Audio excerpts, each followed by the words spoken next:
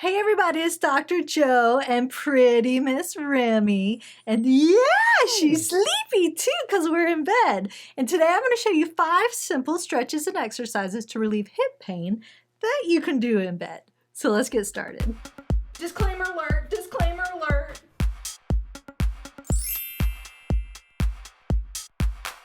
So before we get started, if you haven't already, click on the subscribe button below because it helps my channel grow. So with these 4 reps and sets, it's a lot of times different for everybody depending on how severe it is, how long you've had it, and all of that. So I have a video that talks about sets, reps, and frequencies, and you can find the link to that video in the description below. So the first one we're going to start off with is a hamstring stretch. A lot of times you can do hamstring stretches sitting, lying down, standing up, with straps, stretch straps, or without. So I'm going to do it without just because most likely if you're in bed, if you've already gotten in bed or you haven't gotten out yet, you might not have the strap with you. So this is more of an active assisted stretch. So you're just going to bring your leg up and kind of grab underneath. You want to be relaxed. So not bringing your head up and stressing your neck out while you're doing it. You really want to try and be relaxed. And so all you're going to do then is start stretching up your leg until you feel the stretch in the hamstrings, because those hamstrings connect to that pelvis, which is the hip area. So you really want to make sure those are nice and loose. You probably won't be able to get your leg straight all the way up, especially if you're having some hip pain. But if you want to get more of a stretch, you can pull your toes in. And at this time, I'm going to take my thumbnail picture real quick. You can take it along with me.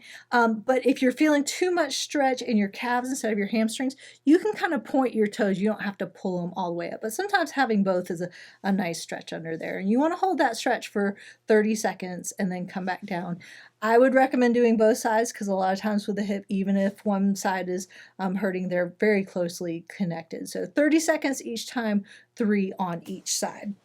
So the next one is going to be a knee to chest stretch. So again, you're stretching out your hip. This also stretches out your back and your knee as well, but you're getting that nice stretch in your hip. So the knee to chest is just how it sounds. You're bringing that knee up towards your chest.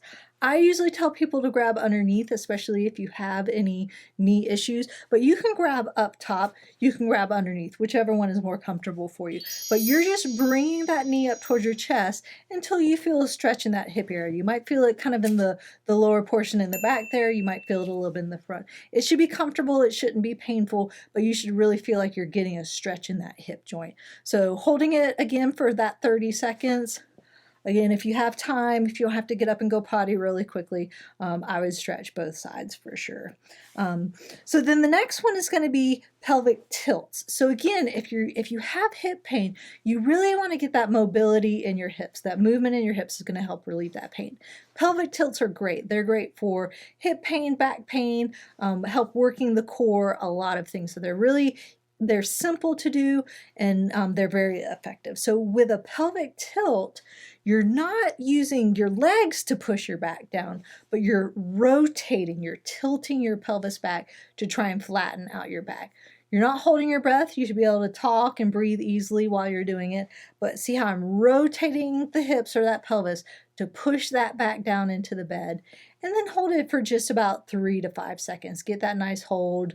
Come back down, you can kind of wiggle it and reset and then go back. And you should really feel those hip muscles working in there.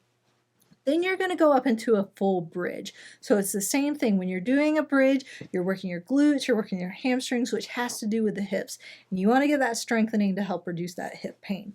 So when you come up into a full bridge, I always like to tell people, roll up as you're coming up and drive your knees forward. So you're not just coming up, you're not just going up and down like that and using momentum.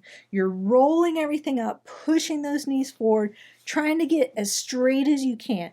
Now, in your bed, depending on how firm or soft it is, you might not be able to get all the way up in that position. That's okay, but you just want to make sure those hips and that low back and even your knees, everything there that's connected is working. So nice rolling up. You can just have a little pause at the top and then roll back down for that one.